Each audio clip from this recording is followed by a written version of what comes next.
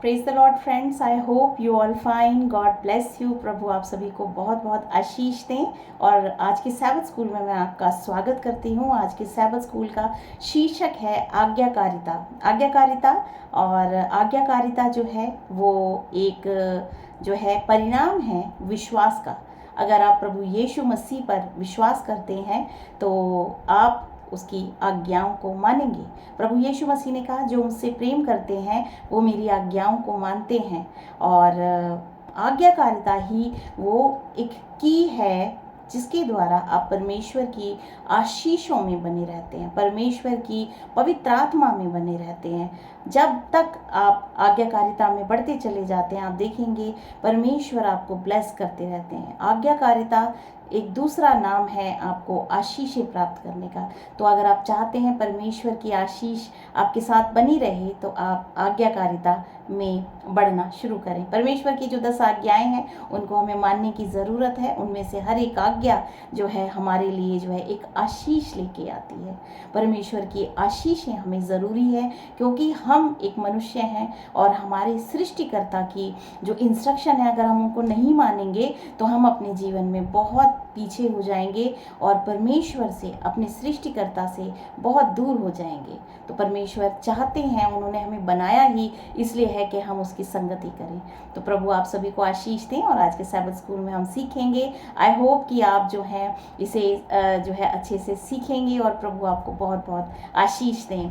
तो अब हम शुरू करते हैं. कुछ वर्सेस के साथ हम स्टार्ट करेंगे इसको. और सबसे पहले मैं पढ़ना चाहती हूँ रोमियो की किताब, उसकी अध्याय 8 और उसकी पहली वर्ष बताती है, अतः अब जो मसीह यीशु में हैं उन पर दंड की आज्ञा नहीं, क्योंकि वे शरीर के अनुसार नहीं वरन आत्मा के अनुसार चलते हैं.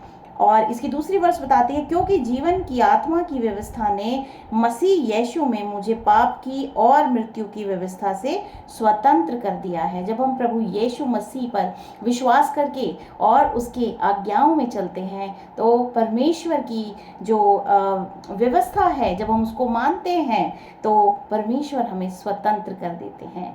हमें पाप के बंधन से छुड़ा के हमें जो है परमेश्वर धार्मिकता में प्रवेश कराते हैं. परमेश्वर प्रभु यीशु मसीह की धार्मिकता हमें प्राप्त होती है और प्रभु यीशु मसीह के लहू के द्वारा हम धर्मी ठहराए जाते हैं. तो इस तरीके से परमेश्वर की व्यवस्था, परमेश्वर की आशीषें आप प्राप्त कर सकते हैं जब आप परमेश्वर पर विश्वास करते हैं, उसके भेजे बेटे पर विश्वास करते हैं और प्रभु यीशु मसीह के पवित्र लहू पे विश्वास करते हैं. तो आप जो है विश्वास में बढ़ते चले जाएंगे और प्रभु की आज्ञाओं को मानेंगे और आपका जीवन स्वर्ग, इस धरती पर ही आप स्वर्ग का अनुभव कर सकते हैं.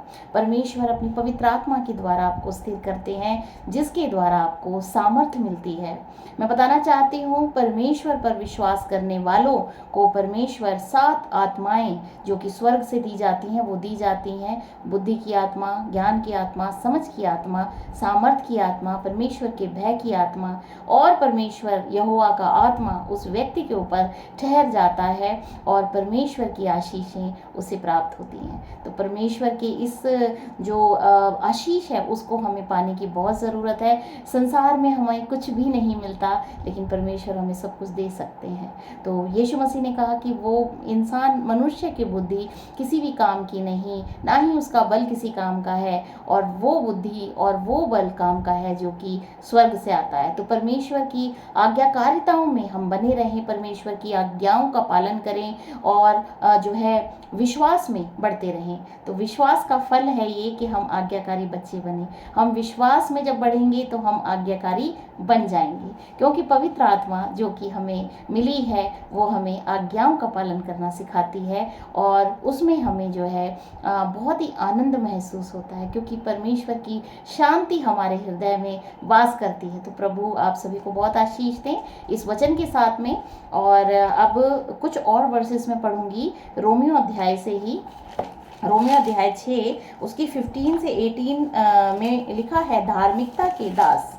धार्मिकता के दास। तो क्या हुआ, क्या हम इसीलिए पाप करें कि हम व्यवस्था के अधीन नहीं वरन अनुग्रह के अधीन हैं? अगर हम प्रभु यीशु मसीह पे विश्वास करते हैं कि उसके लहू के द्वारा हमारे पाप क्षमा हो गए हैं, तो क्या अब हम व्यवस्था को ना माने? ऐसा कदापि नहीं है। व्यवस्था ही है जो हमें यीशु मसीह तक ले जाती है कि हम पापी हैं, हमने व्यवस्था को तोड़ा है। लेकिन इसका मतलब ये नहीं कि हम व्यवस्था को ना माने। व्यवस्था को मानना ही जो है मनुष्य जाति के लिए जरूरी है। यहाँ पे लिखा है कि व्यवस्था के तो क्या हुआ, क्या हम इसीलिए पाप करें कि हम व्यवस्था के अधीन नहीं वरन अनुग्रह के अधीन है? जी नहीं, बिल्कुल हम पाप ना करें, क्योंकि पाप जो है वो परमेश्वर से हमें दूर करता है, और परमेश्वर की अनुपस्थिति ही जो है वो मृत्यु है, कदापि नहीं। क्या तुम नहीं जानते कि जिसकी आज्ञा मानने के लिए तुम अपने आप को दासों के समान सौंप देते हो, उसी के दास हो, चाहे पाप के जिसका अंत मृत्यु है, चाहे आज्ञाकारिता के जिसका अंत धार्मिकता है। परंतु परमेश्वर का धन्यवाद हो कि तुम जो पाप के दास थे, अब मन से उस उपदेश के मानने वाले हो गए हो जिसके सांचे में ढाले गए थे, और पाप से छुड़ाए जाकर धर्म के दास हो गए हो। प्रभु यीशु मसीह की धार्मिकता हमें प्राप्त होती है जब हम परमेश्वर की आज्ञाकारिता में चलते हैं, और इस तरीके से एक मनुष्य स्वतंत्र हो जाता है। यीशु मसीह ने कहा कि तुम सत्य को जानोगे और सत्य तुम्हें स्वतंत्र करेगा। जब हम यीशु मसीह पर विश्वास करते हैं तो उसकी पवित्र आत्मा के द्वारा हम स्वतंत्र हो जाते हैं और विश्वास में बढ़ते चले जाते हैं। इस तरीके से परमेश्वर की धार्मिकता हमें प्राप्त होती है। और रोमियो की किताब है अध्याय 3 और उसकी 27 से 31 में लिखा है, तो घमंड करना कहाँ रहा, उसकी तो जगह ही नहीं। कौन सी व्यवस्था के कारण से, किस वजह से मनुष्य जाति घमंड करे? अगर घमंड करना ही है तो प्रभु यीशु मसीह के कारण हम घमंड करें कि उसके द्वारा ही हमें जो है मृत्यु के बंधन से छुड़ा के जो है जीवन में प्रवेश कराया गया है। क्या कर्मों की व्यवस्था से? बिल्कुल नहीं, कदापि नहीं। मनुष्य के कर्म कभी भी उसका उद्धार नहीं कर सकते। सिर्फ प्रभु यीशु मसीह के पवित्र लहू के द्वारा हमारा उद्धार संभव है, और सिर्फ हम परमेश्वर पर घमंड करें नहीं वरन विश्वास की व्यवस्था के कारण। और हम जब विश्वास करते हैं कि प्रभु यीशु मसीह के द्वारा हमारे पाप क्षमा हो गए हैं, परमेश्वर ने हमें विश्वास के द्वारा धार्मिकता प्रदान की है, और ये सभी के लिए है, समस्त मानव जाति के लिए विश्वास के द्वारा धार्मिकता प्रदान की जाती है। ये परमेश्वर की व्यवस्था है।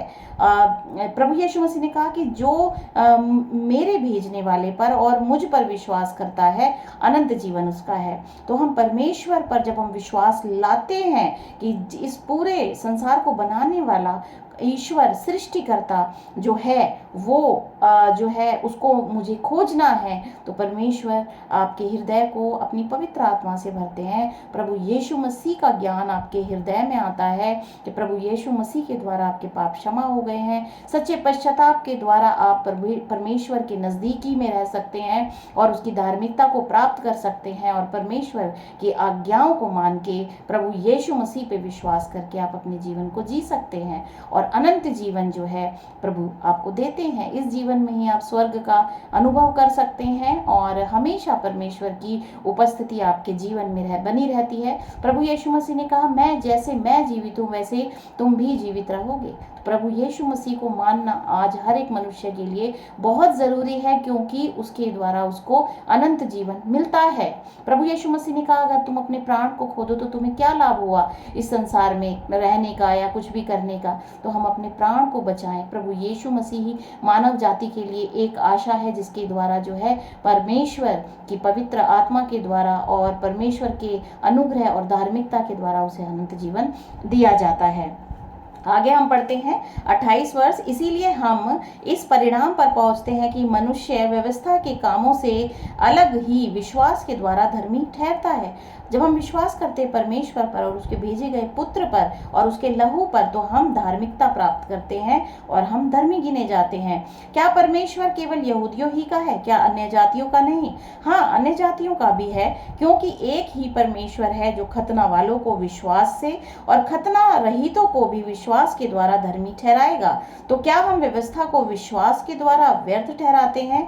कदापि नहीं, वरन व्यवस्था को स्थिर करते हैं, क्योंकि ये व्यवस्था ही है जो कि हमें मैं अनुभव कराती है कि हमें एक मुक्तिदाता की ज़रूरत है जो हमें हमारे पापों से छुड़ा सके, हमारे पापों को क्षमा कर सके। और व्यवस्था का पालन करना बहुत अत्यंत ज़रूरी है, क्योंकि इसके द्वारा हमें आशीषें मिलती हैं। इस तरीके से इसके द्वारा हम देखते हैं कि आज्ञाकारिता, परमेश्वर की व्यवस्था का पालन करना बहुत ही ज़रूरी है मनुष्य जाति के लिए। तो ये पद हमें केवल मसीह की धार्मिकता के द्वारा उद्धार के बारे में क्या सिखाते हैं? क्योंकि परमेश्वर महान है, परमेश्वर पवित्र है, हम अपवित्र हैं, हम पापी हैं। हम अपने कर्मों के द्वारा अपना उद्धार प्राप्त नहीं कर सकते, सिर्फ और सिर्फ प्रभु के द्वारा ही हमें उद्धार मिल सकता है। तो यीशु मसीह की धार्मिकता हम उस पर विश्वास करके प्राप्त कर सकते हैं। आगे हम पढ़ते हैं, लूथर के दिनों में मसीही कलीसिया में एक नई हवा बह रही थी। हजारों लोगों को अपने पापी स्वभाव से दूर होकर यीशु की ओर देखने की शिक्षा दी गई। इसमें कोई संदेह नहीं कि इन लोगों ने स्वयं को और वे स्वयं जैसे थे केवल उन्हें हतोत्साहित करने वाली चीजें ही देखी। आज किस आस्तिक को वैसा अनुभव नहीं है? इसीलिए हमें इसके बजाय यीशु की ओर देखने की आवश्यकता है। हमें प्रभु यीशु मसीह की तरफ देखने की आवश्यकता है, क्योंकि प्रभु यीशु मसीह के द्वारा ही उद्धार इस संसार में प्रकट किया है। परमेश्वर की कृपा हमें बदल देती है। एक दिन जॉन वेस्ले ने लंदन में मोरावियान बैठक में भाग लिया। जब वेस्ली ने रोमनों के बारे में लूथर का परिचय पढ़ा तो वह चकित रह गया। अपने जीवन में पहली बार उसे सुसमाचार समझ में आने लगा। उसके भीतर कुछ हलचल हुई और उसे इस मसीह के प्रति अजीब तरह से आकर्षित महसूस हुआ जिसने उसके लिए अपना जीवन दे दिया था। उसने कहा, मुझे लगा कि मैंने मसीह पर भरोसा किया है, मुक्ति के लिए केवल मसीह पर, और मुझे एक आश्वासन दिया गया कि उसने मेरे पापों को दूर कर दिया है, यहाँ तक कि मेरे और मुझे पाप और मृत्यु की व्यवस्था से बचाया है। जब हम ये महसूस करते हैं कि परमेश्वर ने हमारे पापों को क्षमा कर दिया है प्रभु यीशु मसीह में, तो हम जो है परमेश्वर पर विश्वास में बढ़ते चले जाते हैं और हमें महसूस होने लग जाता है उद्धार। यही उद्धार है कि जब आप परमेश्वर के वचन पर विश्वास करने लग जाते हैं तो आप देखेंगे कि आपके अंदर जो पाप है वो खत्म होना शुरू हो जाता है, और इस तरीके से आप प्रभु के वचन में बढ़ते चले जाते हैं और उसके अनुसार अब अपने जीवन को जीते हैं। कुछ वर्सेस और पढ़ेंगे हम इसमें। जैसे एक पत्रस है, उसका अध्याय 2 में लिखा है, नए जन्मे हुए बच्चों की नाई निर्मल आत्मिक दूध की लालसा करो ताकि उसके द्वारा उद्धार पाने के लिए बढ़ते चले जाओ। जब आप प्रभु यीशु मसीह पे विश्वास करते हैं और परमेश्वर का वचन आपके अंदर जो है जब आप ग्रहण करते हैं, निर्मल, उसे परमेश्वर के वचन को एक दूध की तरह बताया है जो कि आपकी आत्मिक ग्रोथ के लिए ज़रूरी है। तो इसी तरह से पौलुस कह रहे हैं कि तुम बढ़ते चले जाओ, तुम उद्धार पाने के लिए बढ़ते चले जाओ। दूसरा पत्रस 3:18 में लिखा, पर हमारे प्रभु और उद्धारकर्ता यीशु मसीह के अनुग्रह और पहचान में बढ़ते जाओ, उसी की महिमा अब भी हो और युगानुयुग होती रहे। प्रभु यीशु मसीह का जो स्वरूप था, प्रभु यीशु मसीह का जो चाल चलन था, हमें उसमें बढ़ना है, उसके जैसा बनना है। कुलुस्सियों 1:10 की वर्ष बताते हैं, ताकि तुम्हारा चाल चलन प्रभु के योग्य हो और वह सब प्रकार से प्रसन्न हो और तुम में हर प्रकार के भले कामों का फल लगे और परमेश्वर की पहचान में बढ़ते चले जाओ। हमें परमेश्वर के पहचान में बढ़ना है, और वो हम तभी बढ़ सकते हैं जब हम परमेश्वर को खोजें, परमेश्वर को जानें, परमेश्वर के गुणों को जानें कि परमेश्वर कैसे हैं, और फिर उनको खोज कर उनकी आज्ञाओं का पालन करें तो हम बदलते चले जाते हैं, हमारा जीवन बदलता चला जाता है और वो जीवन परमेश्वर को प्रसन्न करने वाला होता है। इफिसियों अध्याय 4 उसकी 18 से 24 वर्सेस में भी हमें बुद्धि के बारे में बताया है कि परमेश्वर जो हमें बुद्धि देते हैं वो हमें जो है आगे परमेश्वर के वचन में बढ़ाती है। तो ये अनुच्छेद मसीह जीवन के बारे में कौन से महत्वपूर्ण सत्य को प्रकट करते हैं कि यही सत्य है कि हम परमेश्वर के वचन के द्वारा आत्मिक उन्नति करते चले जाते हैं। सुधारकों ने अधिक सत्य की खोज के लिए व्यवस्थित रूप से शब्द का अध्ययन किया, ना तो यथास्थिति से संतुष्ट थे, ना ही कम या कोई विकास के साथ एक कठोर धार्मिक अनुभव से वे लगातार मसीह को बेहतर तरीके से जानने के लिए उत्सुक थे। बिल्कुल जब आप यीशु मसीह को जानना शुरू कर देते हैं तो आप देखेंगे उसके जैसे आप बनते चले जाते हैं। प्रभु यीशु मसीह को जानना एक ब्लेसिंग है। इस संसार में आप रहते हैं तो आप प्रभु यीशु मसीह को जानें और वो आपको अपने जैसा बना देंगे। मध्य युग में कई बाइबल विश्वास करने वाले मसीहों ने अपनी प्रतिबद्धता के लिए बहुत अधिक कीमत चुकाई। उन्हें प्रताड़ित किया गया, कैद किया गया, निर्वासित किया गया और मार डाला गया। उनकी संपत्तियों को जब्त कर लिया गया, उनके घरों को जला दिया गया, उनकी ज़मीनों को तबाह कर दिया गया और उनके परिवारों पर अत्याचार किया गया। जब उन्हें उनके घरों से निकाला गया तो उन्होंने एक ऐसे शहर की तलाश की जिसका रचयिता और बनाने वाला परमेश्वर है।